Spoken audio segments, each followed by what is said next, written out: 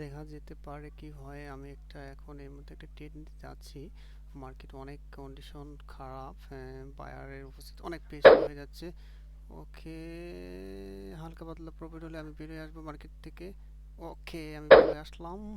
দেখতে পাচ্ছেন মার্কেট অনেক কন্ডিশন খারাপ, বায়ারের উপস্থিতি অনেক বেশি হয়, মাঝে মাঝে আবার অনেক সময় কম হয়ে যায়। তো সিরিয়াসলি এখানে আমাদেরকে সবসময় মেনটেন করতে হবে যে মার্কেটের কোয়ালিটি কেমন, মার্কেট আপ ট্রেন্ডিং না ডাউন ট্রেন্ডিং। ইতিমধ্যে কিন্তু মার্কেট আপ ট্রেন্ডিংয়ের মধ্যে আছে। তো সেলিং নিয়ে অনেক কঠিন একটা পজিশন। তবে ইতিমধ্যে আমরা দেখতে পাচ্ছি যেটা যে মার্কেট ডাউনের দিকে যাওয়ার চেষ্টা আছে, অনেকটা সম্ভাবনা আছে।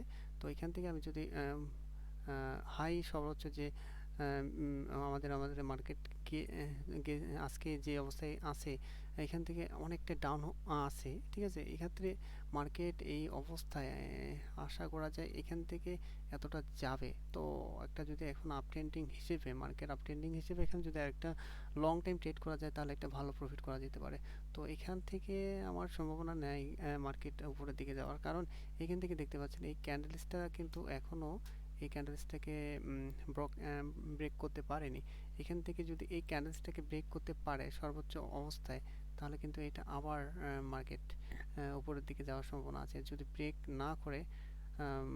না করে এখান থেকে যদি উপরে উঠে আবার, তাহলে কিন্তু মার্কেট উপরের দিকে যাবে। কিন্তু এই অবস্থায় এখনও কিন্তু ব্রেক ব্রেক করলেই মার্কেট কিন্তু আবার দিকে ডাউনের দিকে যাবে। তো ইতিমধ্যে যদি ভিডিওটা ভালো লাগে অবশ্যই চ্যানেলটিকে সাবস্ক্রাইব করবেন এবং কন্টেন্ট ভিডিওগুলো দেখবেন। ওকে।